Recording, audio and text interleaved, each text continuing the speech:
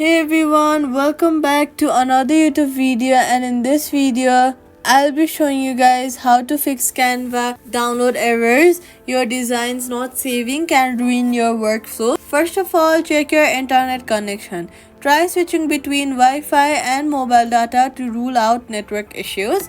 Then make sure your iPhone has enough storage. Go to your settings app, search for iPhone storage and see if your iPhone has storage or not. Now we are going to go to Canva, and then when you are done designing your designs, then you will just click on in this top right corner box over here, and then click on download.